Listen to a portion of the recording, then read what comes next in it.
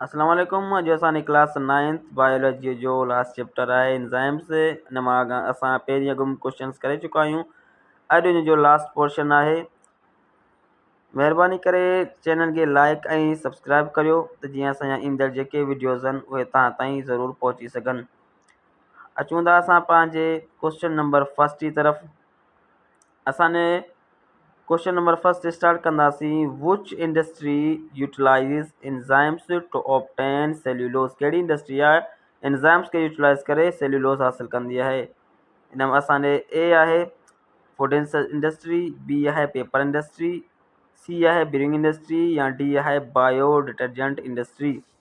त इन जे अंदरि करेक्ट आंसर जेको आहे उहो आहे बी पेपर इंडस्ट्री। या पेपर इंडस्ट्री जेका आहे या एंजाइम्स खे यूटिलाइज़ करे सेल्यूलोज हासिल कंदी आहे पेपर ठाहिण जे लाइ।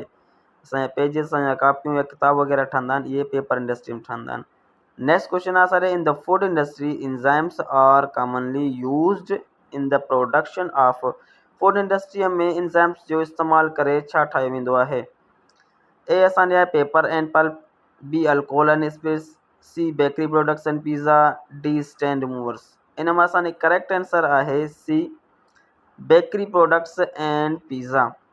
बेकरी प्रोडक्ट्स एंड पिज़्ज़ा जेके इहे फूड इंडस्ट्री जे अंदरि ठाहिया वेंदा आहिनि एंजाइम्स खे यूटिलाइज़ करे एंजाइम्स मां।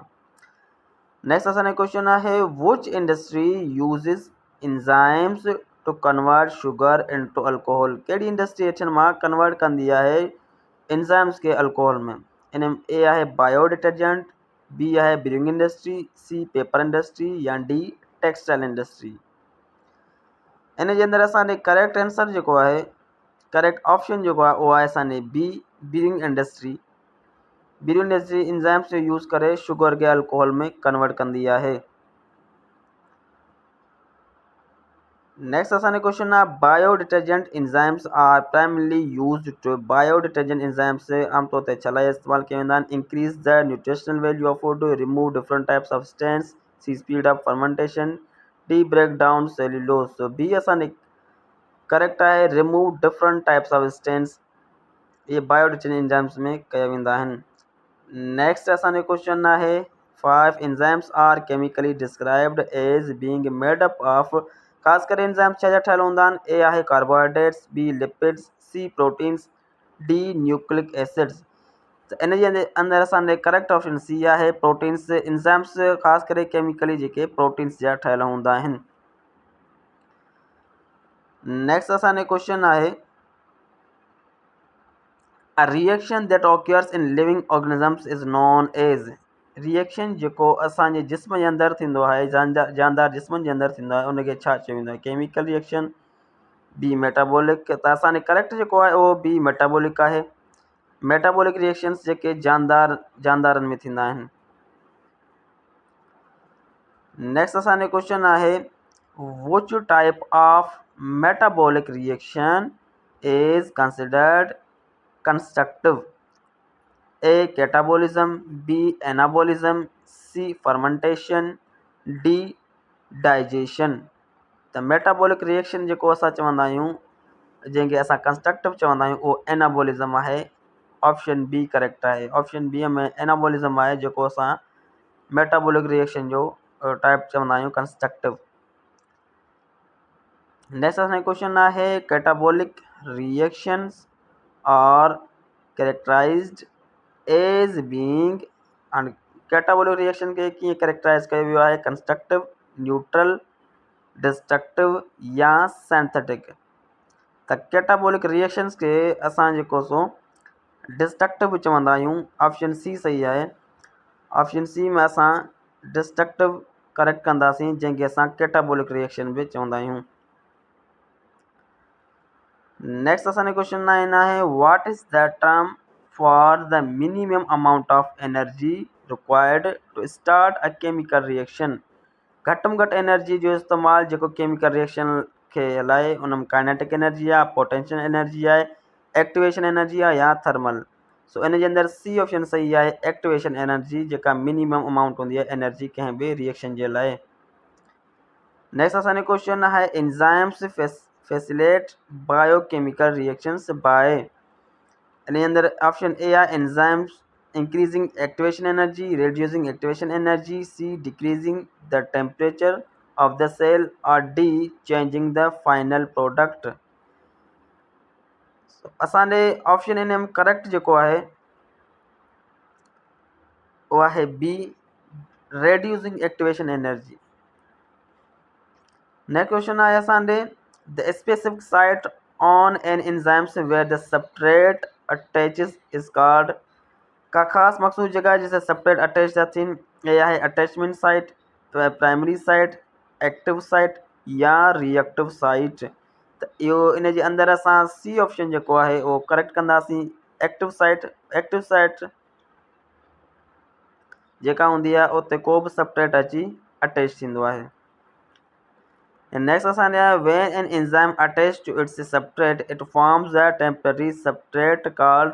टेम्पररी जेको सबस्ट्रेट ठहंदो आहे एंजाइम्स जे अंदरि अटैच थियण खां पोइ उहो कहिड़ो हूंदो आहे, product complex, enzyme substrate complex ECS, या सी मेटाबॉलिक कम्प्लेक्स, या डी प्रोटीन लिपिड कम्प्लेक्स। सो असांजे बी ऑप्शन करेक्ट आहे, एंजाइम सबस्ट्रेट कम्प्लेक्स जंहिंखे असां ECS चवंदा आहियूं। 23 who first proposed the lock and key model in 1894? A Daniel Koechlin, B Emil Fisher, C Robert Hooke, D Charles Darwin। इन जे अंदरि असांजे ऑप्शन जेको उहो बी करेक्ट आहे, जंहिं पहिरीं जेको सो इन जो इंट्रोडक्शन ॾिनो हो की एंड लॉक जो मॉडल जेको ॾिनो हो। नेक्स्ट असांजो क्वेश्चन आहे the lock and key model emphasize which characteristic of enzymes? A high flexibility, B high specificity, C ability to work at any pH, or D low activation energy। इन जे अंदरि असांजे answer आहे option B correct आहे, high specificity. Next असांजो question आहे 25 according to the lock and key model the active site is। Key lock and key model जे हिसाब सां एक्टिव साइट छा आहे, rigid non flexible shape, b liquid surface, c constantly changing shape, और d larger than the enzyme itself. Key and lock model जे हिसाब सां option a correct आहे, a rigid non flexible shape. Next असांजो question आहे who suggested the induced fit model. कंहिं suggest कयो induced fit model in 1958? Emil Fischer, Daniel Koechlin, George Mendel, या Laue's pasture. इन जे अंदरि असांजे ऑप्शन जेको सो आहे उहो बी करेक्ट आहे, डैनियल कोचलिन, जंहिं इंड्यूस्ड फिट मॉडल मुतारिफ़ कयो हो। Like and subscribe channel। The induced fit model states that the active site is completely rigid, changes shape until the substrate binds to it, D C does not interact with the substrate, or D is only found in extracellular enzymes। Induced fit model असांखे ॿुधाए थो B changes shape until the substrate binds to it। 28 enzymes that work inside the cell are categorized as। अहिड़ा enzymes जेके sale जे अंदरि कमु कनि था उनखे असां एक्स्ट्रा सेल्यूलर एंजाइम्स चवंदा आहियूं, इंट्रा सेल्यूलर एंजाइम्स चवंदा आहियूं, एंटर सेल्यूलर एंजाइम्स या मैक्रो एंजाइम्स चवंदा आहियूं। त इन जे अंदरि असांजे बी करेक्ट आहे, एंटर सेल्यूलर एंजाइम्स हूंदा आहिनि, इहे सेल जे अंदरि कमु कंदा आहिनि। नेक्स्ट असांजो क्वेश्चन आहे enzymes are bond specific for example lipase especially acts on which type of bond in lipids। हाणे मिसाल जे तौरु असांखे हिकिड़ो ॾिनो अथसि बॉन्ड, चए थो कीअं कमु करे थो, पेप्टाइड बॉन्ड आहे उहो, या हाइड्रोजन बॉन्ड आहे, ईस्टर बॉन्ड आहे, या ग्लाइकोसाइड बॉन्ड आहे। त इन जे अंदरि असांजे सी करेक्ट आहे, ईस्टर बॉन्ड जेको आहे उहो करेक्ट असांजो ऑप्शन आहे। लास्ट क्वेश्चन आहे असांजे proteins are enzymes that catalyze the breakdown of proteins। कंहिंखे तोड़ींदा आहिनि, कार्बोहाइड्रेट्स के, लिपिड्स के, प्रोटीन्स के, या मिनरल्स के। इन जे अंदरि असांजे करेक्ट जेको आंसर आहे करेक्ट ऑप्शन आहे उहा सी आहे प्रोटीन्स। प्रोटीन्स जेके एंजाइम्स हूंदा आहिनि उहे